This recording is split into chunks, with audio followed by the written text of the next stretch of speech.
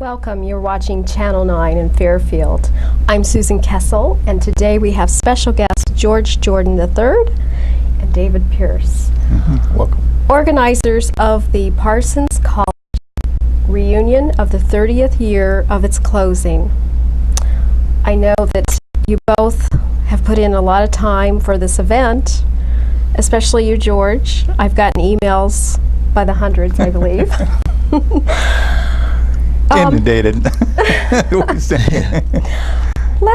First of all, I want to find out, when did you go to Parsons? Why do you care about Parsons and holding this event? Do you want to go first, David? That's a good question, Susan. I'm glad you brought that up. I started in Parsons in 1960, and I went through the 5-year plan to get my diploma. But I came here because it was a small liberal arts school, and I was not caught up in the aura of the Roberts plan. I looked at many schools in Wisconsin and went to the campuses, almost went to Mount Pleasant, and almost went to school there because I liked their campus too. But there was something about Fairfield. It was close enough to home, which was Wisconsin at the time, Kenosha, Wisconsin. But still, it was far enough away where I had an opportunity to be on. I really learned what it's like to be a student and really, get my nose beat up a little bit to find out what it's like to really go to school and get my degree.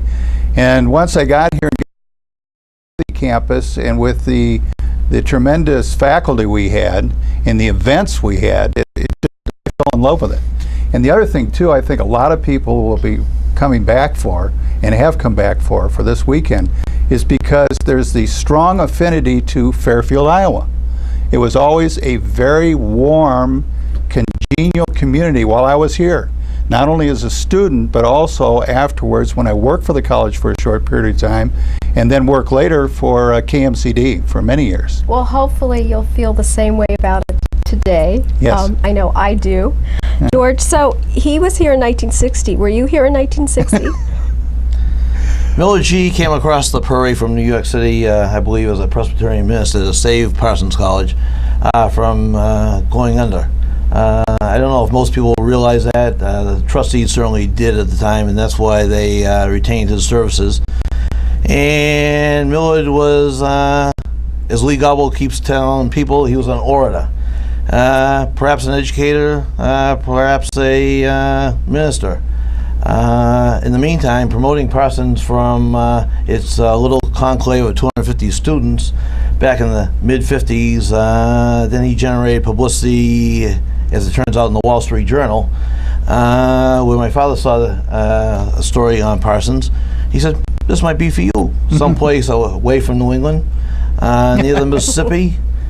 And I must tell you that my father was on his deathbed when I came out here.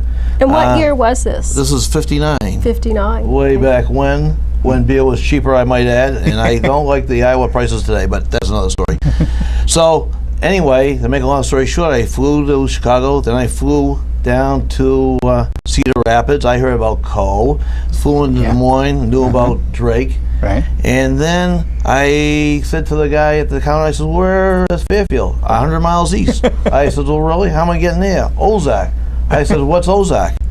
He says, that's a two-seater. I said, "That's Sky King territory, isn't it?" So anyway, again, to make a long story short, Tom Grooms. Now, if I'd only been half the man Tom Grooms was, from Ottumwa, I might add, red hair, a student, scholar, went on to Williams and Mary, became a lawyer, worked for John Deere. What else can one say? I didn't take up with him, so I did my own thing.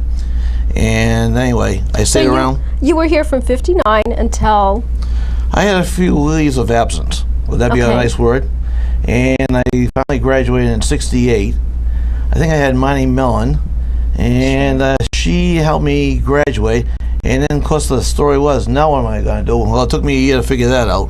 And then I decided, well, what else could I do that didn't require much? I became a journalist. Right. And I think that activity has promoted me today using the internet with emails. Yep. And probably I can write as many stories as most editors and writers in newspapers. Well, that's what I am. You had those emails coming fast and furious, and they were very interesting. I was younger when Parsons was here, But I enjoyed reading all of your emails because you talked about Marshall Wallace, and I used to go Right. see the theater productions, and you talked about all kinds of things going on that I vaguely remember, but Parsons days era. So I did enjoy that, and I'm sure a lot of other people that received those did too. So you write for The Parsons College Newsline, which I developed and I'm the editor and publisher, and that's parsonscollege.org is the website, and it's a static page today, but soon to be a active page and a member-based support. And I do several emails because people either write looking for old lost loves, old classmates, or they want to know if someone's still alive, and who else but. So, have you had good luck with that?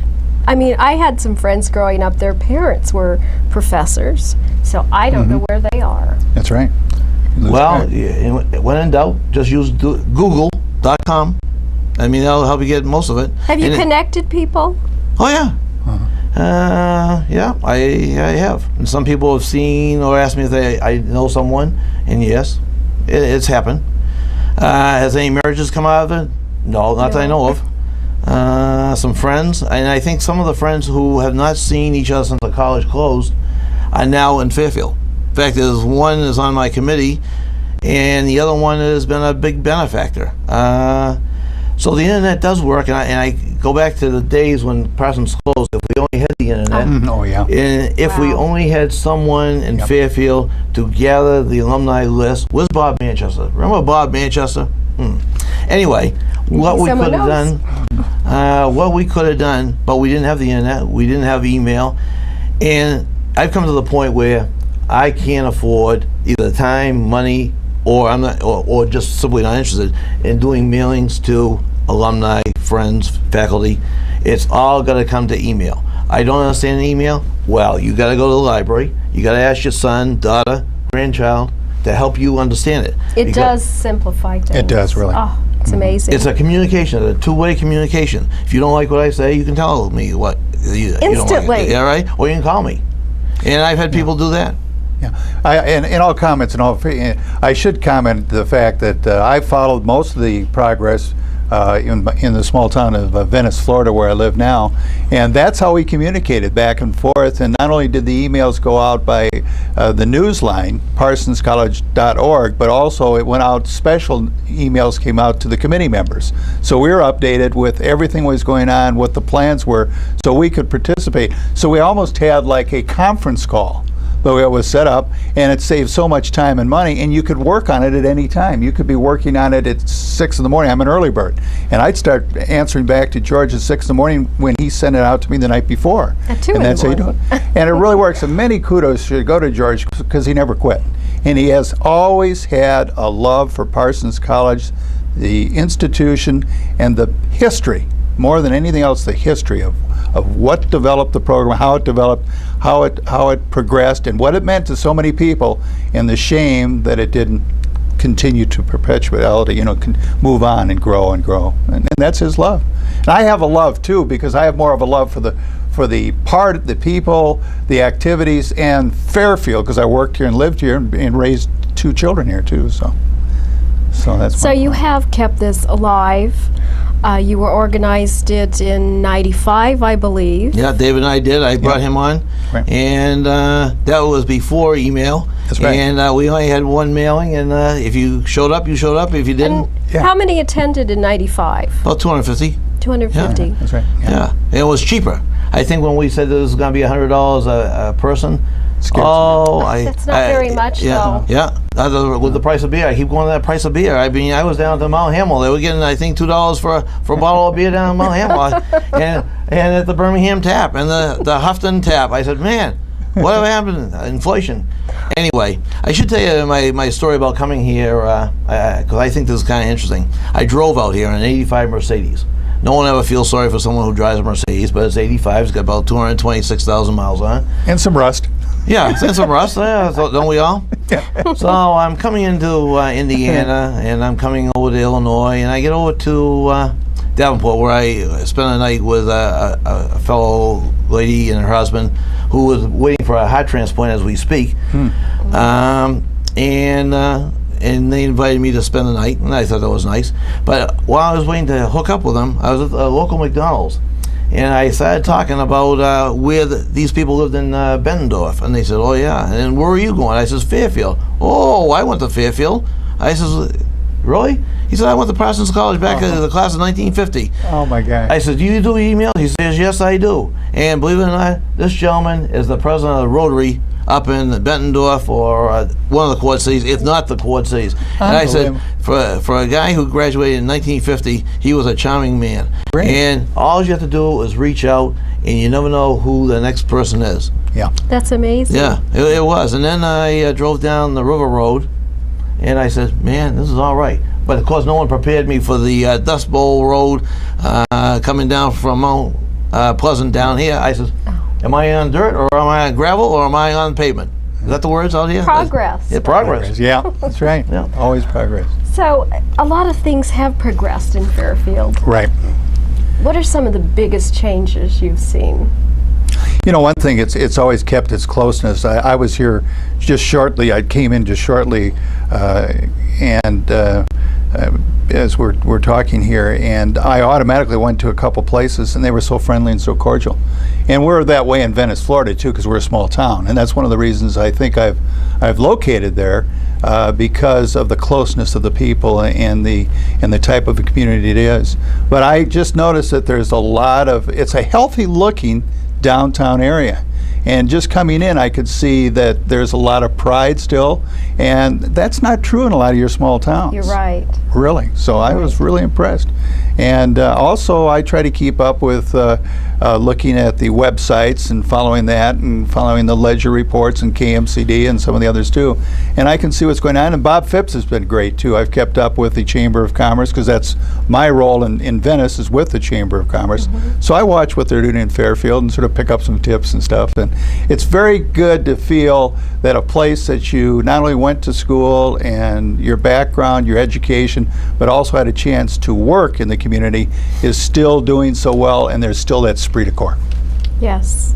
And what about you? What have you noticed that's changed? Well, first of all, David and I both were involved with Bob Rasmussen. Right. He probably doesn't like me to refer to him as Mayor Bob or whatever, but He was a wonderful mayor. yeah, Yes. he was. For many years. Yeah, but we knew him before he became mayor. I mean, there was the previous Bob Right. Rasmussen. Director of Public Relations. Yeah, that's right, yeah. And that's where I used to hang out, and I said, "Man, this looks like a kind of job I'd like to have." And I'll go on with that theory in just a second, of how this evolved into higher education, but off campus. And what happened, and I think he took the community when Parsons closed, kept it alive, kept it solid, brought it in and helped develop economically, and kept the town focused that we need infrastructure, we need commitment, and we need a downtown. Right. Meanwhile, the community has expanded west, and the people who bought the old Parsons College campus have expanded north, and I mean that's good. There's been changes. And the interesting part for me is I never did become a PR guy for a college. I like that job though. So I did the next best thing. I joined a daily newspaper out in Massachusetts, and I covered the 5 colleges. Now, to me, that was as good as being on campus, except on a Friday afternoon when I was on deadline, the PR guy said to me, "George, you won't believe what's walking by my window on this spring day." I said, "What would that be?" "Oh, some little co-ed." I said, "Well, I'm on deadline. I got to think about what I'm writing about. I can't be thinking about how lucky you are being on campus." But in any event, I had the best of 2 worlds. I wrote about the campus. I wrote about education. And maybe that's what got me to a point, and that's what brings me here today. Because I think there's something that needs to be said. It's easy to beat up on Parsons because of Life magazine. It's easy to beat up on Parsons because of the lack of accreditation. But Parsons College did serve a unique clientele. That's right. And the students were the income resource for the college. That's Without right. the students, the college wouldn't exist. There was no endowment or any real money. And Doc Bob knew it, I knew it, and I think most of the other people knew it. And interesting enough, with all these emails, let me reflect back for these emails. Right. And I did press releases. I know what a press release is. And it's basically a page that says who, what, when, where, and all this stuff. So I did 24 press advisories, which I passed along to the readers, and one press release. Okay, I'm either the smartest guy in the world or the dumbest guy. Well, take your pick. Anyway, the second press advisory goes to the Associated Press in New York City. Next thing I know, this guy's on the phone calling me and telling me about Parsons College. I'm saying, man, that's not the Parsons College I went to. Well, tell me, because my editor doesn't know about Parsons College. I said, yep. And I said, yep. And I gave him a few clues. And he is on the plane westbound to Fairfield, Iowa. So if you don't believe there's a story in Parsons College, I believe there's a story in Parsons College. Sure. And the Associated Press believes there's a story. So they're on their way? He's on his way. Yep. And that story will be filed probably Sunday night, and it will probably be in next week's papers across America. And I want to tell you, before you interrupt me, David, is that Miller G. Roberts always wanted to be on the A wire. He always wanted to be national, rather than be regional. And I think this guy is coming out. I think that's where it's going to be. I'm only hopeful that it won't be perceived as a Life magazine, and that it will do something for the continued legacy of Parsons. And he and I both agree that Parsons does exist, and you can see it in the community colleges. Remember when Parsons closed, or was going to close back in the late 60s, there was a draft, and then they ended the draft. So that stopped your student enrollment, and then state governments picked up community colleges. And where do the people of marginal intelligence go? Community colleges. Now, that's just a generalization, but you can see that Parsons had a unique thing that the state government picked up. So I'm hopeful that that this is going to be a good story, and it's going to put Fairfield on the map for Parsons College for now and for the foreseeable future. And I think he understands. And I asked him in a reflection, I said, "Did you ever know that Harvard University wasn't accredited?" "I don't know that." I said, "Well, we ought to check that out, shouldn't we?" I said, "I could check it out. I mean, I could probably do that." And I said, "That was always Miller G's philosophy. He just said, you know, Harvard's not accredited? What? We don't need to be accredited." Well, that's how he saw it. I probably agree with him, but the trustees didn't see it that way. And sadly enough, and my cousin Scott Jordan, adopted cousin, and we've talked about this. Ward Hunt and I've talked about this. Other trustees have talked about this. But my reflection is, if you fire the guy that hired you to be a trustee, then when you fire the man who hired you, where do you go? And I think that was one of the major problems. We didn't have a future plan. Mm-hmm. And now we get into the political discussions of why we're having these forums, or why I perceive these forums to be of interest. And that's why I'm hopeful that the portfolio editors will come back and maybe run some of these forums. Mm-hmm. I think this is good therapy. You know, knowledge will help you. It won't hurt you. And if you don't want to participate, you don't have to. But I just think the forums will, after 30 years, we might learn something. I'm hopeful that I could learn something on my trip back here. I mean, I'm just enthralled with being in Iowa. I just feel warm, and I sort of, you know, after writing all those emails, I sort of lost my momentum coming across the 80 Iowa I-80 bridge in Davenport. I said, "Ooh, I'm here." I said, "Now I gotta get geared up." But fortunately, I gotta tell you, folks, I got a committee that's come together. How many on your committee? I think there's 5. 5, yeah, 5. And spread all over the country. Yeah, right. And they're spread around, and they've all, or they're going to make a contribution. One is Rich Dixon. He's going to be playing sounds. He gave me a cell phone because he was afraid the old Mercedes would break down. Dave Pierce, my long lost good friend from 30 years. Yeah. 30 plus years. 30 plus years. Yeah, that my mother was adopted as her son. Mm-hmm. I don't understand why, but anyway, is here. John Braywood, who talked about at the last reunion about Miller G's future. Right. There was a future. Miller G had expressed it to some people that he wanted to start a medical college. news to me. I never knew that. And so he's here to help lead the forums. Nancy Talbot Davis, we're hopeful that she's going to show up and help with registration. We got Nancy Henron Davis. No. Kay. Yeah, we got Kay Bears, who's going to help with registration and be a greeter. And then we have Nancy Kirby. Kirby, Kirby. Who has done a great job in trying to get us emails. And if anyone could tell me... She did a good job. Yeah, she did. But there's one question that Pierce and I both have. This is my boy Pierce, right? If you put your name on a website like Classmates or some organization and someone contacts you, wouldn't you think as a courtesy that you would respond? And I've had people that I've contacted and they've asked me to take the emails off the list. I said, just tell us from our point of view why you'd even put your name up on a website if you didn't want to be contacted. And it's the mystery question. Well, anyway, that's the latest in technology, and I'm happy to be in Fairfield, and I'm happy to be with you, and I may have a job for you this weekend. We'll have to talk about that. That's right, because old Suzanne Bates and I go way back. There's a few age differences, but when we're talking about Parsons and Fairfield, we melt together. One thing we did, and I talked to quite a few of the folks, either by phone and had some great conversation with old friends and cohorts from Parsons.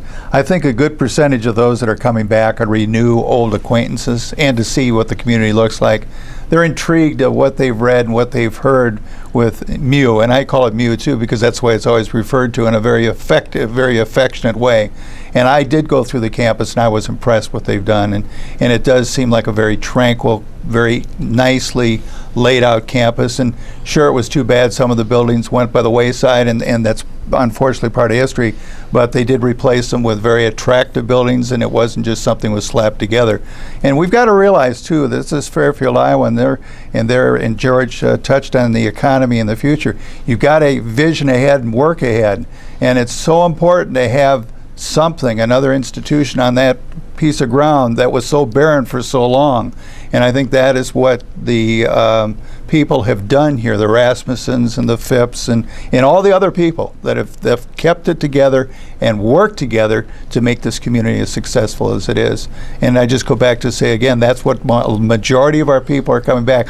George is big into legacy, but most of the people are coming back just to see the Sig Eps and the Phi Sigs and the Teeks and the Delta Zetas and the Alpha Gams and the independents. That's why they're coming back, to see their friends and do those things and have some good times. Yeah, and Dr. Harold Eastman's coming back he got off his deathbed. See, now I went to school with his son Bruce. Really? Was in my class. And what's he doing? He's a professor in sociology. That's what his dad was. Yeah. Really? Yeah, doctor was, yeah. Okay. I had classes with him too. Minnesota? Wisconsin. One of those places. Oh, really, huh? Brainerd, Minnesota. Oh, Brainerd. Really, huh? I think. Sure.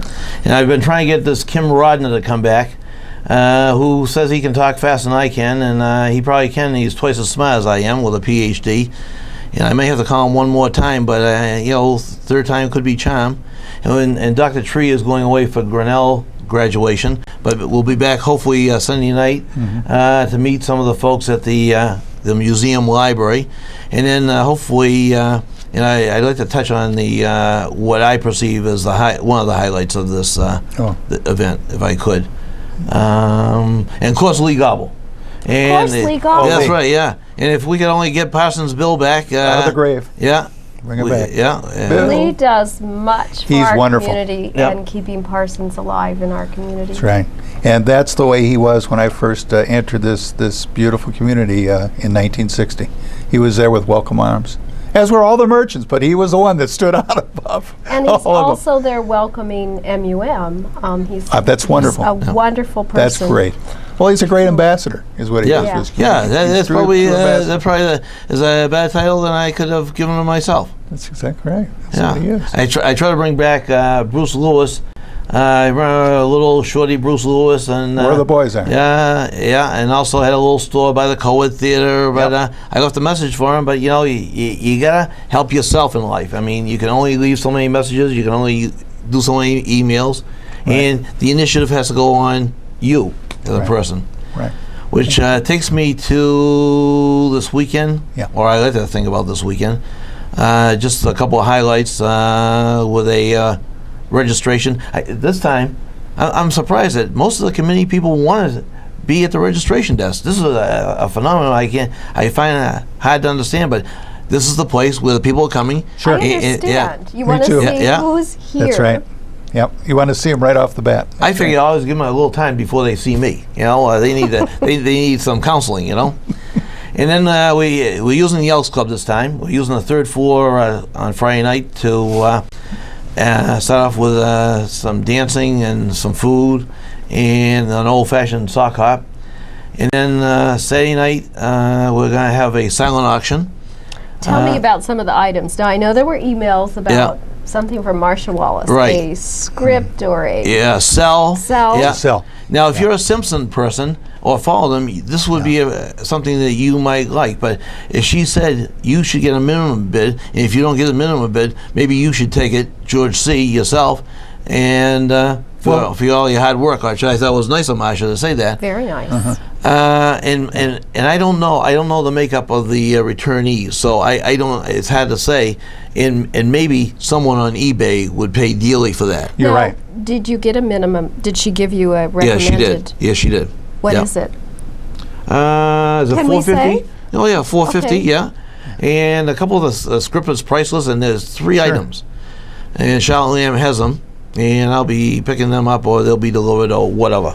Now, Marsha Wallace, for those of you in our community, when I was growing up and I went to several productions, she was in it. And Yeah. I remember in particular, she was a maid, That's right. and she was so funny. Yep. And then she came back for several Fairfield area community theater productions That's right. in the 70s Uh-huh. that I worked on the staging. And I remember I have a picture that she signed to my daughter. Oh. So. Yeah. No, very talented. Of course, probably made her name. I can't think of all the shows, the Bob Newhart show Yeah. and some of the others that she was active in. And she had her own flair. And she was also active with the Delta Zeta sorority here. Very much involved with that sorority, and it was very effective with sorority activities and community and giving back and charities and things like that. And she's another one that developed a close affinity to Fairfield, Iowa through Parsons College. Well, she's a Crescent girl. Oh, that's right, Crescent. Yeah, Crescent, Iowa, Iowa. that's right. Yeah, That's the old right. That's Amtrak exactly stops right. at Crescent, right? Yeah. You want to get on that Hop, skip, and a jump. the California Zephyr and stop in Crescent there and say Yeah. hello. Yeah, that's Yeah, good. so she would be back, except I think one of her, she does a lot of speaking, and I think she's involved with breast awareness, cancer. That's right, she is. And I mean, this is her cause, and she has other commitments. Any other exciting items for the auction that we should know about? And when is the auction? Saturday night. Saturday Yeah, it's night. supposed to be a silent auction, and And where will it be? At the Elks Club. Elks. And how do the people of Fairfield participate? We don't know this because I perceive the auction to be in the back where these are the people who paid. So how does someone from Fairfield who might want to participate see? So maybe in the next day or so we'll figure that out with your help. So having said that, Thanks, Susan. we're gonna have some more music on Saturday night. Right. I was hoping that for this show that I might be able to tell you that we had under contract a group coming, but I can't do that, and because I don't know they're coming, I gotcha. and it may be a last minute type thing, but I tell you it'll be a show banger. Stop if they were to show up, and they happen to be friends of Rich Dixon, who's a committee man. It would just be the how should we say the cherry on the ice cream. Yeah. Having said that, beside the forums on Saturday, the tree planting. Tree planting, yeah, don't forget that. And that tree planting is a tree donated by MUM, and they've put it in a location. I said it's a mood issue where it is. I'll be there. And it might be a time for some of the committee people to read whom we believe to be dead. I mean, tree planting should be an effort to offer some hope for the future, but maybe it's time to pay some homage to people that we know who are dead. We might do it privately. I think the committee needs to come together before that and figure just how we want to. Do we want to have someone do it in a cadence type thing, which would be nice if we could find someone in Cadence. Bob Rasmussen. Bob Tree. Bob Tree's out of town. Bob Rasmussen. Speaking about Bob Rasmussen, we're trying to get him to do a church 9:30 Sunday morning at the Presbyterian Church. Be a speaker or I missed that email. you didn't know about it. Oh, That's right. Well, email stopped as of last Saturday. Oh, that's it. You were on the road. Yeah, right. Yeah, it's on the road. I can't type on the road. Pastor Bob. Yeah, Pastor Bob, right. And then we have... you have a welcoming by our new mayor, Malloy. Malloy, And I'm looking forward to meeting him, wonderful too. mayor. Yeah. Interesting you mentioned him, because he and I share... there's $1 million difference between Mayor Malloy and myself. Not when I say that, I'm not talking about his personal wealth. He went to Ricker College up in Holton, Maine, and that subsequently went into bankruptcy like Parsons. But the difference between Ricker and Parsons is they held out somehow $1.3 million, which they offered to scholarship people up in the Holton, Maine area. So they get together as a alumni for dinner, and I believe the fund has enough to pay for the dinners and whatever, and then they pick a handful of people every year to get a scholarship. So the name of Ricker continues, where Parsons is bankrupt, and there's no funds. You need to do something to keep it alive, because you're saying this is the last organized reunion that you're going to work on. Well, my only means is the website. And that's something that people can be a member, pay for. We're going to put commercial ads up there, like business card ads. In other words, people, the alumni, the faculty, people have got to support this thing. Websites aren't free; they're not free to maintain. Right. And if you want them interactive, you may not agree with the content, but the facts are the facts, and this is how they are. And you can always write something else if you don't agree. Let me tell you, every time I write an email and I'm wrong, and there's about 3 or 4 people that hang me out to dry. Sure. But I said I can't be right all the time. The other thing, too, is we do have quite a few groups from Parsons College, and I mentioned that some of the fraternities and sororities that do have gatherings spotted across the country here, and they do get together rather regularly. And that's another goal for the Newsline, is to be able to present and keep a track of those events that are going on, and also give publicity to people that are doing well in our community that were or in this country that were former Parsons graduates, and recognize them for their tributes. And we've had some good graduates. And there's among the alumni, there's some real wealth. You're darn right. And I mean, everyone who's wealthy gets inundated by mail requests, right. the whole thing. So, as I said in my major letter, 30 years have gone by. What would you have donated if the college was still today? So I say $100. So that's $3,000. So if I took 10%, that'd be $300.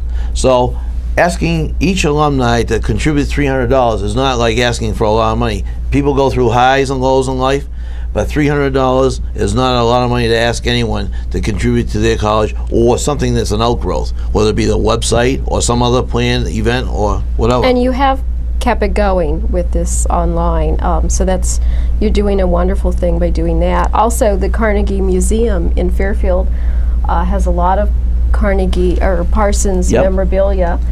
We've done shows for FPAC where a lot of people get together and talk about it, and I'm going to be airing those shows all weekend. Wonderful, thank you. And I'm giving you a schedule of those things. Thank you. That's wonderful. How about the colors, though? I couldn't believe. I said, "What are the colors?" The colors. Yeah, the colors. That's right. But you're as pretty as those colors. They look nice. Yeah. Yeah. So, did it start out rose and green? It was rose. It was rose. Yeah. And then did it go to green and white? It went to Kelly green and white. Yep. It did. And it was pretty much, I think, and this is the way I remember it, old Brute Kramer, the sports information director, and Cello Huerta, one of the finest athletic directors. I went to school with Bubba. Oh, Bubba? You knew Bubba? Yeah. And the big thing is the colors, and it may have been going back to Westerling's area, Frosty Westerling, who was athletic, thought it was awfully difficult to put on a football uniform in Kelly green and pink. Or rose, and that's basically what it is. And so I think it was more related to sports that it became a Kelly green and white, and plus for all the the giveaways, T-shirts and hats and everything else, and that's how it evolved. Yeah, probably was Really. the wrong reason, because look at Harvard, crimson and white, and then look at USC, red and yellow. Right. Those are poor reasons, but you know, it happened for But whatever green reason. and pink yeah. just didn't seem to Well, go as well. I put this on today, just for this, I looked. It's lovely I on you. don't have Yeah. anything pink and green, but I thought those are really beautiful Where did you get that from? colors. That's I've his had it a while, but Yeah. beautiful combination, rose and. But a 285, 6'5" linebacker playing football with pink on, imagine what the opponent would be saying to him. It's totally impossible. Right. See, now that would be your flashback. Mine would be with Obie Nelson and wondering how they'd see one of those tall guys and that jumping on the basketball. Oh, yeah. Yeah, but anyway, But that's it. Anyway, it drew a lot of commentary, and each one thought they were right. That's right. Yeah, but the funny part about this whole thing is, Bob Tree and I agreed on something. I mean, you got. But he was Bob Tree, right. yeah. Tree was right, though. He said it was pink, or He it agreed was with me. rose.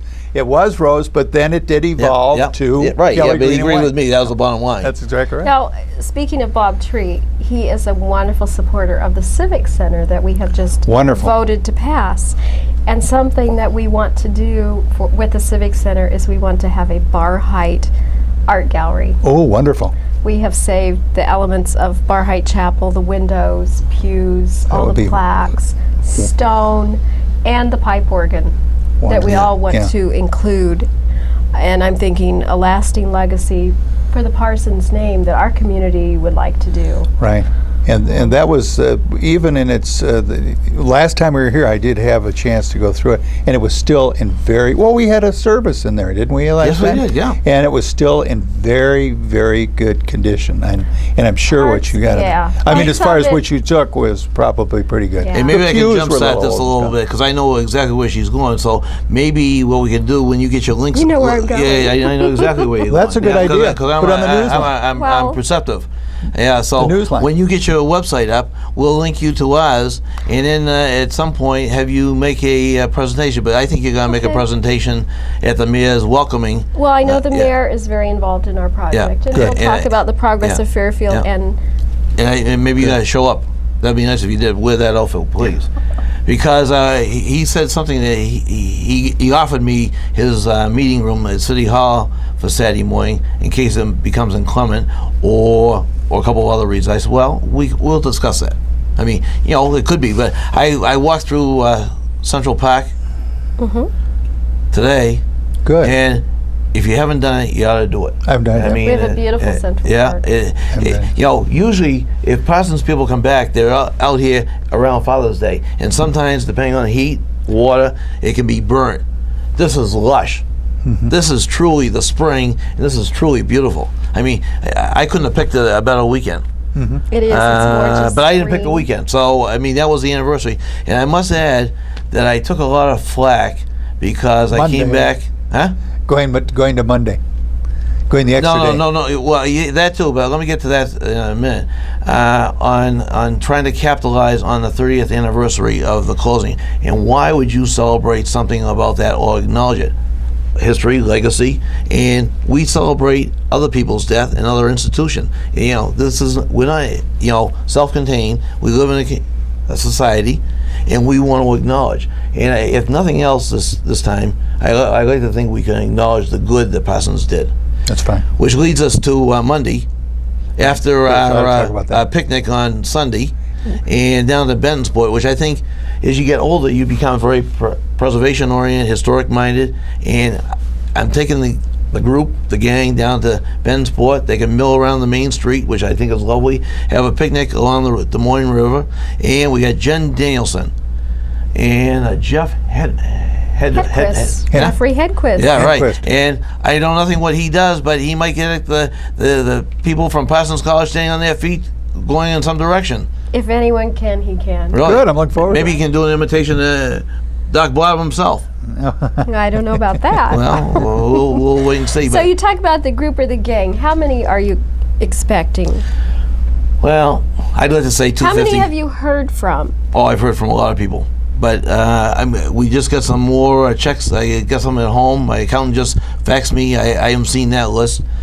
we're going on the conservative side because we don't want to overpay for any meals. You know, that's not our purpose. Our purpose, but I would say anywhere from $250 down to up to $500. But remember, and I've even said 1,000 because remember we have a base of 2,000 people in the community, and if you use the word connection, we're reaching out. They may come down and see who registers. They may come in and hang around. They may come out. So you're saying there are 2,000 people in Fairfield with strong connection. Yep. Or I had some direct connection. Either went, they were taught, they were a vendor. They worked on cars or sold cars.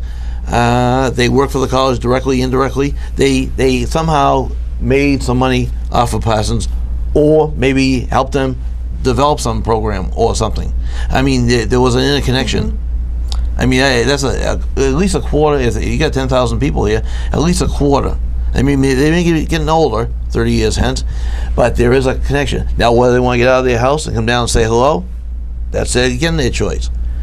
So if you're watching this in our community and you want to see someone that you maybe haven't seen for years and years, George, Right. David, check out the schedule. It was in the ledger. How about the proclamation? Didn't Mayor Ed do a job on that proclamation? Wonderful. That wonderful. Yeah. I mean, First class. Parsons Day is Monday. Yeah.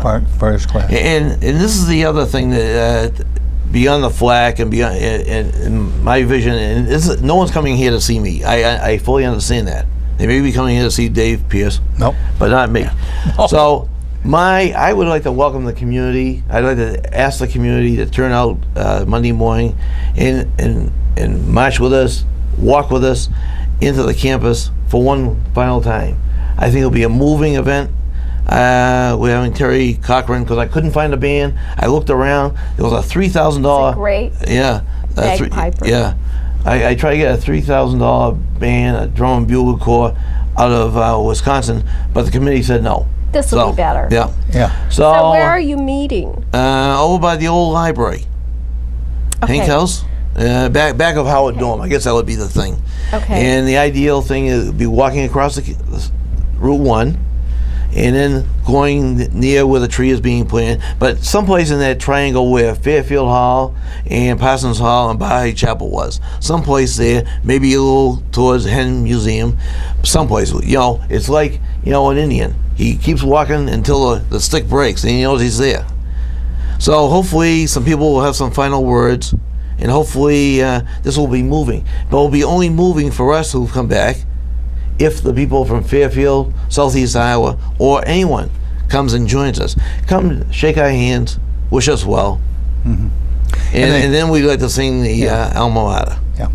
And they also realized that one thing we did say this time, because, you know, as I said, progressing ahead, looking to the future and everything else, this would be the final one. That doesn't mean people won't come back in groups and stuff, but the final one that'll be organized as far as Parsons College reunion, you know, that type of a thing. And we've said that and agreed to that. Because we said that back in '95, and here we are again. But this was the 30th, but that's it. Yeah. That's it. Well, I won't be able to, I'd come back yeah. just socially, but I wouldn't come back, I wouldn't be able to come back for, because things change, you know, and that's the reason why I think we don't get as many people as we like, because families have grown and commitments are here. Right. And times are a little bit tougher today, too, economically wise, so Everyone that's another is reason, so too. busy, you have They to are. make choices. That's exactly right, so, but we're looking forward to it, I'll tell you, it's going to be a great weekend. Yeah, if we can only keep talking. I mean, we don't get hoarse, and we'll be all set, and just sort of build up to it. And hopefully, we're going to have a video commemorative that we plan to sell. And meanwhile, we got some hats. I should have brought a hat in here. I'm sure Lee Gobble has some T-shirts. Yeah. Oh, T-shirts. He has sweatshirts, I believe, and we have Sweatshirts. T-shirts. And I should tell you, you should go by Ralph Perry's old store. Now Ralph Perry has passed away, but I haven't been around the whole square. Antique mall. Yeah, Oh. and they've created. Who's the lady who owns that? She used to work at the bookstore. Yes. Anyway, they put together a beautiful window, and many of that memorabilia in there is for sale. And I would urge anyone to just take a walk by there, and there may be several other places. But that one caught my eye today as I was coming out the Elks Club. And it's truly remarkable when you ask the community to come together, they can come together. And I see an outpouring. The KMCD has been wonderful. Fairfield Ledger. Yeah. They've stepped to the plate. They want to be part of the plate, and they want us to succeed, and they want us to have a good time. And what else could you ask for? Sure.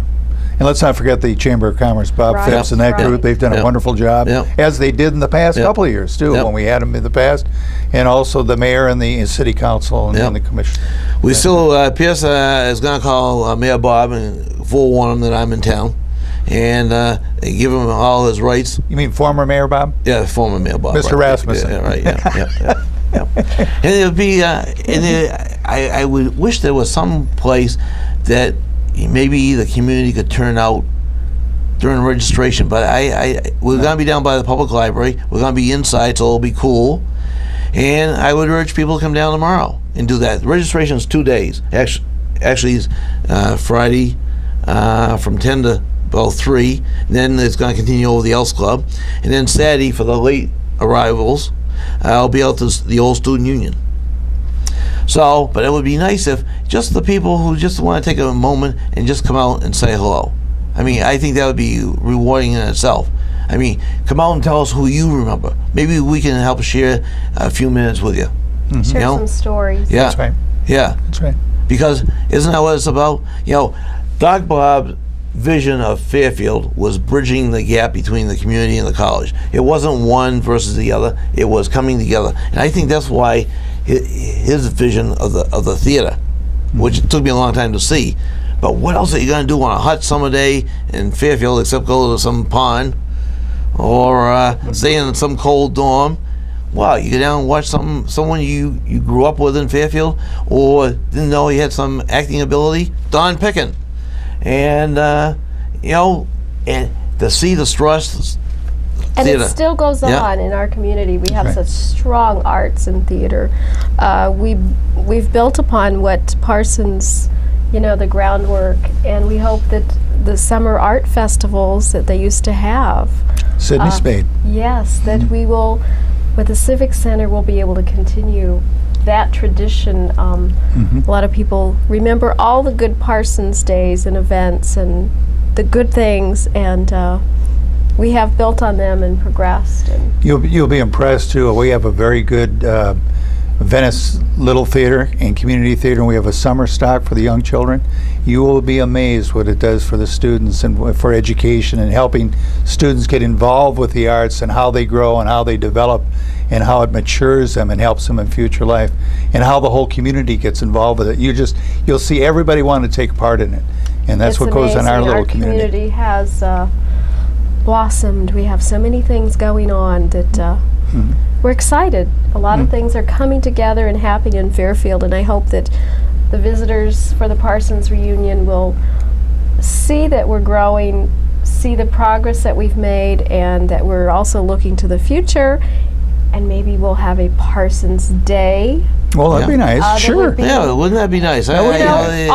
Yeah, right. That yeah, is a good yeah, idea. Yeah, Sure. That would be. I mean, I would hate to say to anyone that this was my last visit to Fairfield. Maybe my last visit is co-chairman of this type of thing. I mean, truly, I tried to pass this on to a number of local people. I tried to pass it on to several other people across the country. Why don't you step up to the plate? I was never elected student council president. I was never elected class president. Come to think of it, I'm not sure what I was elected to, but you can do your part, and I mean, I'd be more than happy to lend a helping hand. And maybe if you can create that sentimental Parsons venue over there, maybe there's a benefactor for you outside of the community. There's a definite Parsons will live on. That's true. As long as there are people like Lee Gobble, people that connected, that have memories, myself. Yeah. Well, you're the new and upcoming generation. Parsons will live on forever, and it won't end. So I applaud your efforts for organizing this weekend. Thank you for having us. Really, welcome to our community. I hope that you do feel welcomed, and I hope that you both will come back.